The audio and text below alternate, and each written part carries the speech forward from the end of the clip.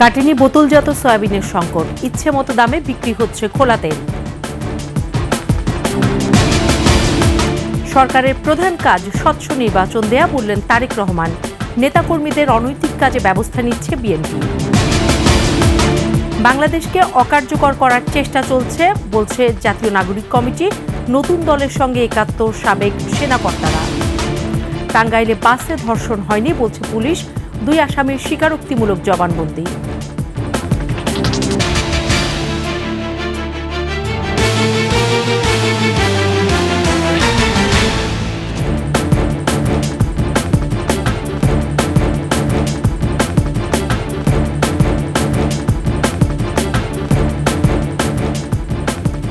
শুনছিলেন সংবাদ শিরোনাম। আমন্ত্রণ 21-এর সংবাদে, সাথে আছি সোনিয়া স্নিগ্ধা।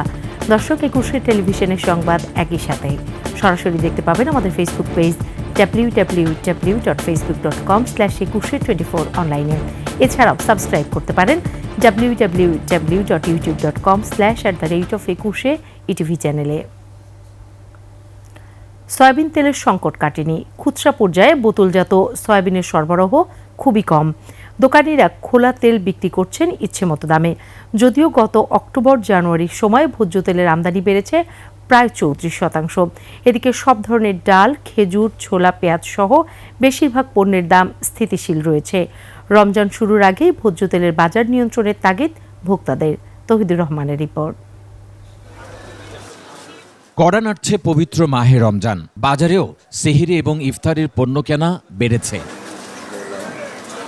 বিষয়টি মাথায় রেখে এবছর পণ্য আমদানিও বেড়েছে। বাংলাদেশ ব্যাংকের তথ্য বলছে, গেল বছরের তুলনায় এবছর ৭৫,০০০ মেট্রিক টন চিনি বেশি আমদানি হয়েছে। ছোলার আমদানি বেড়েছে ৩৮,০০০ মেট্রিক টন, ২,৭০০ মেট্রিক টন খেজুর, ৪৮,০০০ মেট্রিক টন ডাল আমদানি বেড়েছে। এছাড়া আদা, রসুন, পেঁয়াজের আমদানিও বেড়েছে। আমদানির ইতিবাচক প্রভাবও পড়েছে বাজারে। রাজধানীর কারওয়ান বাজারের খুচরা মার্কেটে ছোলার কেজি বিক্রি হচ্ছে ১০৫ থেকে ১১০ টাকায়। চিনি এবং ডালের দামও স্থিতিশীল। চাল ডাল যেগুলো যাই লাগে ওগুলো সবই অ্যাভেলেবেল আছে এবং দামটাও নিম্নমুখী। খেসারি বেচতেছে ১০৮, ১১০। এরপরে আপনার মনে করেন যেমন বাদাম ১৪৫, ৪০। চিরা কিনছি ৮০ টাকা, খেজুর কিনেছি ৪২০ টাকা। কিন্তু গত অক্টোবর থেকে জানুয়ারির সময়ে ৩৪% আমদানি বেশি হওয়া সত্ত্বেও বাজারে সয়াবিনের সংকট চলছে। আমি দোকানে গেলাম, সোয়াবিন তেল নেই, মানে এলাকায় গোড়া নেই। কালকে রাতের 11টা বাজে আসছে 200 কার্টন মাল, প্রতিটা দোকানে 1 কার্টন করে ভাগে পাইতেছে। সয়াবিন আজকে আমি নিইনি, কিন্তু গতকাল নিচে এক জায়গা থেকে, সেটা নিচে 920 টাকা দিয়ে, আজকে শুনে এটা 850 টাকা। ওখানে আপনার ট্যাগই নাই এখন। ইফতারের গুরুত্বপূর্ণ পণ্য খেজুরের সরবরাহ এবং দামও গত বছরের তুলনায় কম বলছেন বিক্রেতারা।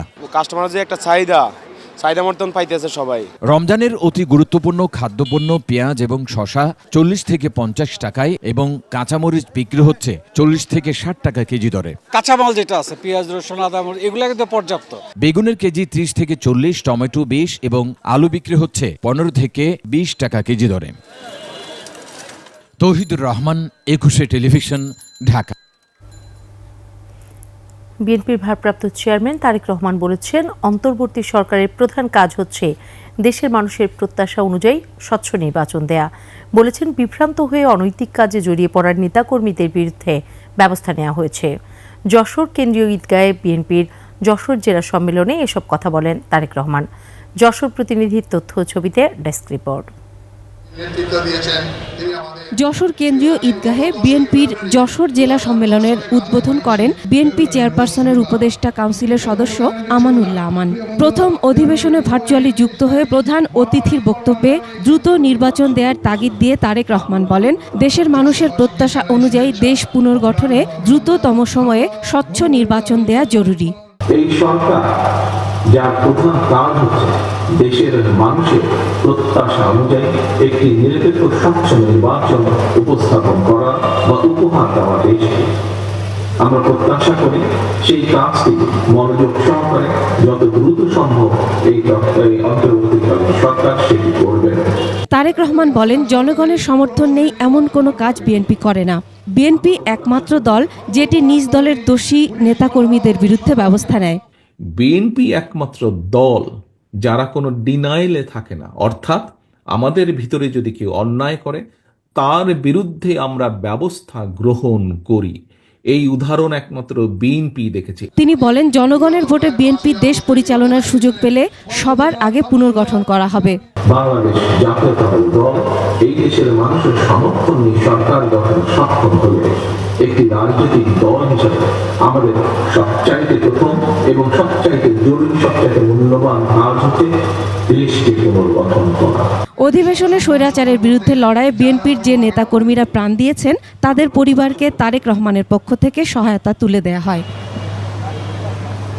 Masuma Lisa, desk report, 21 television.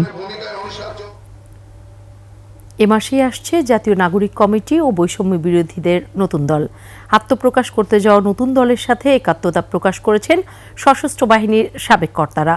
সন্ধ্যায় রাজধানীর চীন মৈত্রী সম্মেলন কেন্দ্রে আয়োজিত এক অনুষ্ঠানে কথা জানান তারা। নাগরিক কমিটির পক্ষ থেকে বলা হয়, বাংলাদেশকে অকার্যকর করার চেষ্টা চলছে, কোনো বিদেশি শক্তির চাপ সহ্য করা হবে না। মফিউর রহমানের রিপোর্ট। নতুন বাংলাদেশ বিনির্মাণে জাতীয় নাগরিক কমিটির সদস্যদের সাথে মতবিনিময় সভার আয়োজন করে সশস্ত্র বাহিনীর অবসরপ্রাপ্ত সদস্যবৃন্দ। সেটা হয়ে যেত একটা গৃহযুদ্ধের মতো বাংলাদেশ রূপ নিতে পারত। এই সময় সাবেক সেনা সদস্যরা বলেন, দেশ গড়ার জন্য তারা আত্মপ্রকাশ করতে যাওয়া নতুন দলের সাথে রয়েছেন। উক্ত রাজনৈতিক দলকে আমরা প্রাক্তন সামরিক বাহিনীর সদস্যগণ সমর্থন করছি এবং একাত্মতা পোষণ করছি। পদ পদায়ন কিছু না, আমাকে এই পদ দিল না কেন, আমাকে এই পদ দিল কিছু না, কাজ করার সুযোগ পাচ্ছি, আলহামদুলিল্লাহ। এই সময় তারা সাধারণ মানুষের আশা আকাঙ্ক্ষা পূরণের কথাও বলেন। ছাত্র জনতার পাশে থেকে তাদেরকে উৎসাহ উদ্দীপনা দিয়ে এবং দেশ গড়ার অঙ্গীকার করে আমরা আগামী দিনে আপনাদের সাথে থাকব। জাগরণ দরকার, পরবর্তী সরকার গঠন অবশ্যই আমাদের করতে হবে এবং তারপরে আমরা সুন্দর প্ল্যান করে দেশটাকে অগ্রগতির দিকে নিয়ে যাব। এখনও বাংলাদেশকে অকার্যকর করার চেষ্টা চলছে জানিয়ে নাগরিক কমিটির সদস্যরা বলেন, গণতান্ত্রিক ধারায় উত্তরণে কোনো বিদেশি শক্তির চাপ সহ্য করা হবে না। বাংলাদেশের ভিতরে এবং বাহিরে যেসব শক্তি বাংলাদেশকে অকার্যকর করার জন্য এখনো পায়তারা করে চলে যাচ্ছে, সেই ক্ষেত্রে বর্তমানে আমরা এই মাসের মধ্যে একটি দল ঘোষণা করব যারা পলিটিক্যাল এঙ্গেজমেন্টে রয়েছেন, তাদের মধ্য দিয়ে আমরা ডেমোক্রেটিক প্রসেসে যাত্রা শুরু করব। রাজনীতিতে আপনাদের অংশগ্রহণ যেহেতু সেনাবাহিনীর সামগ্রিকভাবে সুশৃঙ্খল থাকে এবং তাদের এই সুশৃঙ্খলতা রাজনীতির জন্য একটি পজিটিভ দিক। সাবেক সেনা সদস্যদের উদ্দেশ্যে নাগরিক কমিটির সদস্যরা বলেন, ওয়ার্ড থেকে শুরু করে সংসদ পর্যন্ত সমস্ত স্তরে তারা যেন রাজনীতিতে সম্পৃক্ত হন। আপনাদের দায়িত্ব নিতে হবে আগামীর বাংলাদেশে হয় একজন চেয়ারম্যান হয়ে উঠুন, একজন মেয়র হয়ে উঠুন, একজন কাউন্সিলর হয়ে উঠুন, একজন এমপি মন্ত্রী হয়ে উঠুন। নতুন গঠিত হওয়া এই দলে কোনো পরিবারতন্ত্র থাকবে না বলেও জানান নাগরিক কমিটির সদস্যরা। আমরা যে রাজনৈতিক দলটি করতে যাচ্ছি এখানে কোনো পরিবারতন্ত্র থাকবে না। মফিউর রহমান, 21 টেলিভিশন, ঢাকা। টাঙ্গাইলে বাসে ধর্ষণের ঘটনা ঘটেনি, তবে ডাকাতির সময় 2-3 জন নারীর শ্লীলতাহানির বিষয়টি খতিয়ে দেখা হচ্ছে বলে জানিয়েছে পুলিশ। এদিকে ঘটনায় গ্রেফতার 3 জনের মধ্যে 2 জন আদালতে 164 ধারায় জবানবন্দি দিয়েছে। গ্রেফতার অপরজনকে 5 দিনের রিমান্ডে নেওয়া হয়েছে। দায়িত্ব অবহেলার দায়ে সাময়িক বরখাস্ত করা হয়েছে টাঙ্গাইলের মির্জাপুর থানার ডিউটি অফিসার সহকারী সাব ইন্সপেক্টরকে। টাঙ্গাইল প্রতিনিধি কাজী রিপনের তথ্য ছবিতে ডেস্ক রিপোর্ট। শনিবার সন্ধ্যায় টাঙ্গাইল সিনিয়র জুডিশিয়াল ম্যাজিস্ট্রেট আদালতে হাজির করা হয় গ্রেফতার 3 ডাকাত মানিকগঞ্জের মুহিত, শরীয়তপুরের সবুজ ও সাভারের গেন্ডা গ্রামের শরীফকে। তাদের মধ্যে সবুজ ও শরীফ আদালতে স্বীকারোক্তিমূলক জবানবন্দি দেন। বিচারক অপর আসামি মুহিতের 5 দিনের রিমান্ড মঞ্জুর করেন।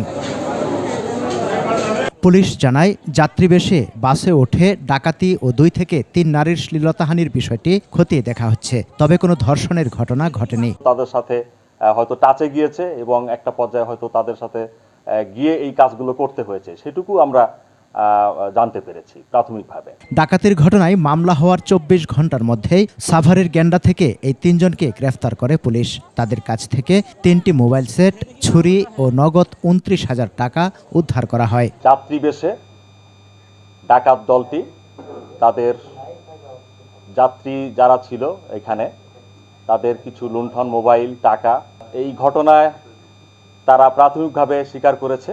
শুক্রবার রাতে ঢাকা রাজশাহী সড়কের ইউনিক রুট রয়্যালসের আমরি ট্রাভেলসের বাসে ডাকাতি হয়। এ ঘটনায় 8 থেকে 9 জনকে আসামি করে মামলা করেন নাটোরের বড়াই গ্রামের উমর আলী। মিয়া মানুষের কাছ থেকে টাকা পয়সা গহনা মোহনা সব নিয়ে নিছে, যার কাছে যা ছিল। ড্রাইভারে আমরা বললাম ভাই গাড়ি নিয়ে উঠছলেন, কয় ভাই আমরা যেতে পারবো না, তেল নাই। এ ঘটনায় দায়িত্বে অবহেলার অভিযোগে আতিকুজ্জামান নামে এক সহকারী সাব ইন্সপেক্টরকে সাময়িক বরখাস্ত করা হয়। সমর ইসলাম, ডেস্ক রিপোর্ট, 21 টেলিভিশন। নিচ্ছি সংবাদ বিরতি, যখন ফিরছি তখন অন্যান্য সংবাদের সাথে আরও থাকবে। রেকর্ড করা জয়ে চ্যাম্পিয়ন্স ট্রফির মিশন শুরু করল অস্ট্রেলিয়া। আবারও আমন্ত্রণ 21 সংবাদে। ফুটপাত আছে কিনা তা বোঝার উপায় নেই, পুরোটাই হকারদের কবজায়। কোনো কোনো জায়গায় দোকানদাররাও পসরা সাজিয়ে বসেছেন ফুটপাতে। রাজধানীর মালিবাগ মৌচাকের ফুটপাতের খবর জানাচ্ছেন মাহতাব মিনহাজ, ক্যামেরায় ছিলেন জনি রোজারিও। এই চিত্র দেখে বোঝার জো নেই, এটি ফুটপাত, পুরোটাই হকার আর দোকানিদের দখলে। আর এতে মালিবাগ মৌচাক সড়কে বেশিরভাগ সময়ই থাকে যানজট। ফুটপাতে চৌকি পেতে কাঠের টেবিল কিংবা ভ্যানের উপর, কেউ আবার হ্যাঙ্গারে ঝুলিয়ে চাদর বিছিয়ে চলছে বেচা বিক্রি। ফুটপাতে হকারদের এসব দোকানের কারণে অল্প পথ পেরোতেই পোহাতে হয় প্রচুর ভোগান্তি। তবুও এখানকার হকাররা বলছেন ভিন্ন কথা। ফুটপাত বন্ধ করতে পারবো না, ফুটপাত চলবে আর কি। মানুষ খাইতে হলে তো একটু সমস্যা না, দোকানপাট সব পুরো যদি সব কিছু পাওয়া যায়, দেখে মানুষ আসে খায়, এই আর কি। চাপিয়া লাগাইছি, হাঁটার জায়গা আছে তো। কারো গতি করি না আমি নিরাপদে এক সাইডে রাখছি। কেউ আবার স্থায়ী দোকানের সামনের অংশ বাড়িয়ে দখল করেছেন ফুটপাত। ফুটপাতের জায়গা হতে পারে, এটা আমার ধারণা না ভাই, এতটুকুই। হইলে সরাই দেবে, সবাই সরাইলে ভাই, আমরা সরাই দেবো ভাই। তারা বলছেন আগে চাঁদা দিতে হতো, এখন দিতে হয় না। সিটি কর্পোরেশন থেকেও হয় না কোনো উচ্ছেদ অভিযান, তাই ফুটপাতে বসতে এখন সুবিধা আগের চেয়ে বেশি। এখন আমরা কাউকে ভাড়া এক টাকাও দেই না। আগে ভাড়া দেওয়া লাগতো, এখন ভাড়া লাগে না, মানে ফুটপাতে বসতে সুবিধা। কর্পোরেশন কি এসে উচ্ছেদ করতে আসে এখন? না, এখন আসে। ইনশাআল্লাহ না আসলে আমাদের এখন ভালো আছে। হকারদের এমন স্বেচ্ছাচারিতা থেকে মুক্তি চান পথচারীরা। এই এলাকাটা এমনি জ্যাম, তো হকাররা আমাদের খুবই ডিস্টার্ব করতেছে। ফুটপাত থাকবে, একটা ওদের স্থানীয় জায়গা থাকবে, সেখানে ওরা থাকবে। সবচেয়ে বেশি ভোগান্তি পোহাতে হয় নারী ও শিশুদের। কোনো কাজে করতে পারতে সমস্যা হয়, আশেপাশে ছেলেরা গা ঘেঁষে চলে যায়, এটা তো অবশ্যই আমাদের আনসেফটি, কষ্ট হয়। ফুটপাত হবে ঝক্কি ঝামেলা মুক্ত, এমন স্বপ্নই দেখেন নগরবাসী। মাহতাব মিনহাজ, 21 টেলিভিশন, ঢাকা। ঢাকায় অবস্থানরত খুলনা, বাগেরহাট ও সাতক্ষীরাবাসীর অংশগ্রহণে অনুষ্ঠিত হল বৃহত্তর খুলনা সমিতির অভিষেক ও মিলন মেলা। পূর্বাঞ্চলের শীতলক্ষা ওয়াটারফ্রন্ট রিসোর্টে এই মিলন মেলার আয়োজন করা হয়। এ সময় সাংস্কৃতিক অনুষ্ঠান ও খেলাধুলায় মেতে ওঠেন সবাই। এই মিলন মেলার স্পন্সর 21 টেলিভিশন। বিস্তারিত সিরাত আল মুস্তাকিমের রিপোর্টে। দিনভর এভাবে অভিষেক ও মিলন মেলা উদযাপন করেন বৃহত্তর খুলনা সমিতির খুলনা, বাগেরহাট ও সাতক্ষীরার সদস্যরা। পরিবার পরিজন নিয়ে খেলাধুলা ও সাংস্কৃতিক অনুষ্ঠান সহ নানা আয়োজনে মেতে ওঠেন তারা। এ ধরনের আয়োজন করতে পেরে খুশি আয়োজকরাও। আমাদের দক্ষিণ অঞ্চলের আসলে আমরা যে আমাদের অবহেলিত এলাকা, আমরা আমাদের এলাকায় উন্নয়নের কাজ আমরা সবাইকে নিয়ে একসাথে, দলমত নির্বিশেষে একসাথে আমরা করতে চাই। বাংলাদেশের ভিতরে ঢাকার বুকে একটি সিম্বল হিসেবে দেখাতে চাই। এই সংগঠনটা কিন্তু প্রায় 50 বছর ধরে চলতেছে, কিন্তু আমরা সক্ষম হয়েছি এবার আপনাদেরকে নিয়ে একটা মেজবানের মতন করার জন্য। আজকে আমাদের বৃহত্তর খুলনাবাসীর জন্য একটি আনন্দের দিন যে আমরা নবনির্বাচিত কমিটির এই প্রথম মিলন মেলা করতে যাচ্ছি। এই আয়োজনে অংশ নেন বৃহত্তর খুলনার বর্তমান ও সাবেক উচ্চপদস্থ কর্মকর্তারা, সমিতির উপদেষ্টা পরিষদের সদস্য, আমন্ত্রিত অতিথি, রাজনৈতিক নেতৃবৃন্দ, সমিতির সদস্য ও তাদের স্বজনরা। সিরাত আল মুস্তাকিম, 21 টেলিভিশন, ঢাকা। জুলাই অভ্যুত্থানে বিএনপি সবচাইতে বেশি আত্মদান করলেও কখনো আন্দোলনের একক দাবিদার হিসেবে নিজেদের উপস্থাপন করেনি বলে মন্তব্য করেছেন দলটির স্থায়ী কমিটির সদস্য আমির খসরু মাহমুদ চৌধুরী। রাজধানীর শ্যামলীতে বেসরকারি বিশ্ববিদ্যালয়ের ছাত্রদলের সদস্য ফর্ম বিতরণ অনুষ্ঠানে তিনি বলেন, একটি গোষ্ঠী শেখ হাসিনার মতো আন্দোলন হাইজ্যাক করে ক্ষমতায় বসেছে। এই ভূত বিদায় করতে সব গণতান্ত্রিক শক্তিকে আবারও ঐক্যবদ্ধ হওয়ার আহ্বান জানান তিনি। এ সময় আমির খসরু বলেন, আন্দোলনের মালিকানা নিয়ে কথা বলতে গেলে দেশ বিভক্ত হয়ে যাবে। ক্ষমতায় থাকার জন্য কেউ কেউ শেখ হাসিনার মতো নতুন নতুন ফোন দিয়ে আসছে বলেও অভিযোগ করেন আমির খসরু।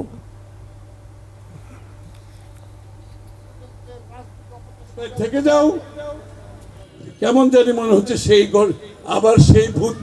আবার সেই ভূত ফেরত এসেছে আমাদের মধ্যে। এই ভূত বিদায় করতে হলে ও ছাড়া ফুয়া দিয়ে হবে না।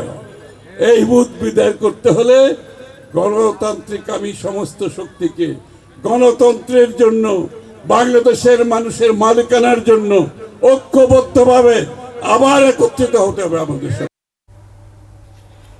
আর এরই সাথে শেষ করছি ২১ সংবাদ। যাবার আগে সংবাদ শিরোনামগুলো আরও একবার। কাটেরি বোতলজাত সয়াবিনের সংকট, ইচ্ছে মতো দামে বিক্রি হচ্ছে খোলা তেল। সরকারের প্রধান কাজ স্বচ্ছ নির্বাচন দেয়া, বললেন তারেক রহমান। নেতাকর্মীদের অনৈতিক কাজে ব্যবস্থা নিচ্ছে বিএনপি। বাংলাদেশকে অকার্যকর করার চেষ্টা চলছে বলছে জাতীয় নাগরিক কমিটি। নতুন দলের সঙ্গে একাত্ম সাবেক সেনাকর্তারা। টাঙ্গাইলে বাসে ধর্ষণ হয়নি বলছে পুলিশ, 2 আসামির স্বীকারোক্তিমূলক জবানবন্দি।